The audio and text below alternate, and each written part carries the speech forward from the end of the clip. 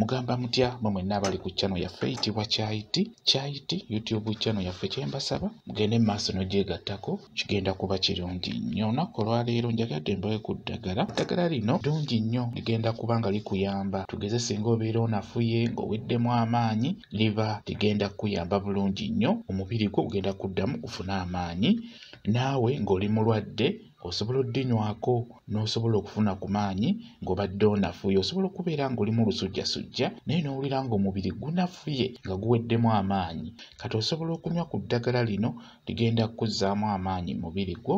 Naawe atali mulwadde osobola oddinywa, ligenda kukukolera. Buli w'owulira ng'omubiri gunafuye, beera ng'olinoonya lifumbe obeere ng'onywako. Ogenda kulinywa nga libuguma, nga lirimu ekibuguumirize. Njagala onoonye eddagala oba omuddo gwe bayita kalandalugo. Bw'ofuna kalandalugo nkusaba ofune ebikoola bya ovakkedo. Bw'omala okufuna ebikoola bya ovakkedo nkusaba ofune ne ku ntangawuuzi. Entangawuuzi teekamu ntonotono.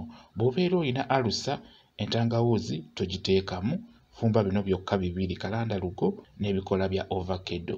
Bw'oba tolina alusa, teekamu n'entangawuuzi. Entangawuuzi gisekule, giteeke mu seffuliya, oteekemu amazzi ag'ekigero, teeka ku kyoto tokose. Bw'olaba nga bitokose, osobola obiteeka mu fulasika n'obeera ng'onywako mpola oba n'oyiwa mu kikopo n'obeera ng'onywako. Kigenda kukuyamba, ogenda kufuna amaanyi mu mubiri gwo gw'abeera anafuye. N'olwekyo njagadde mbeere nga ndibabuulira mulikozese, ligenda kuba libayamba bulungi nnyo. Mwebale kubeera ku channel yaffe eyitibwa Kyayiti YouTube channel yaffe. Kyembasaba mugende mu maaso n'ogyegattako, kigenda kuba kirungi nnyo. N'ekirala likinga video mubeere bulungi, mweraba.